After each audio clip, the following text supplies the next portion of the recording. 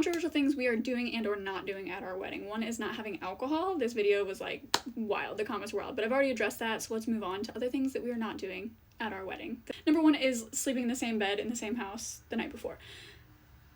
We live together, okay? We're also hosting a lot of his family that lives out of state because we have a large house, so it just makes sense to do so they can save money on hotel fees and things like that. So of course we're gonna stay at our home, you know? We will be we'll be staying here after the wedding too. Like, we'll be at our home after the wedding because we're still hosting those same people. And the reason we're still hosting those same people is because a lot of them are flying in. So for them to book the cheapest flight in and out, we're hosting a wedding weekend because we're having a really, really short reception with no dancing, which I mentioned in the last video.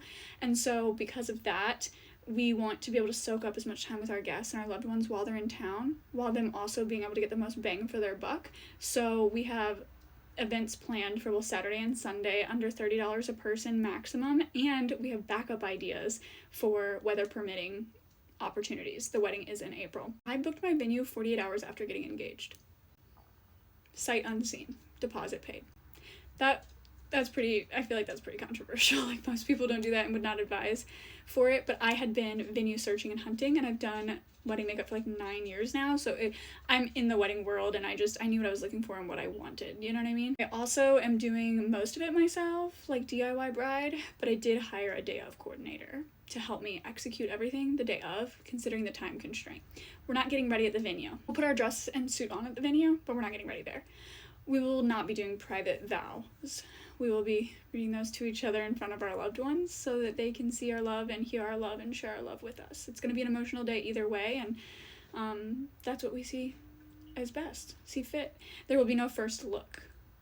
Seconds before my fiance becomes my husband, when we open those double doors and I am standing there in the wedding dress and he is on the other side of the aisle at the altar waiting for me, that is the first time he will see me. Granted, my sister, mom, and potentially mother-in-law will see me before I go down the aisle, but that's it. We also are planning an epic outro that we are choreographing ourselves and completely came up with, and only have 3 other people that are in on it at all. So that'll be really, really fun. We hired a photographer who's taking camcorder footage, and then we hired a separate videographer. My father-in-law, soon-to-be father-in-law, is going to be walking me down the aisle because my dad's deceased. I have so many more of these I can do, so let me know if you guys want another non-traditional, non-typical, potentially controversial things we are doing and not doing at our wedding.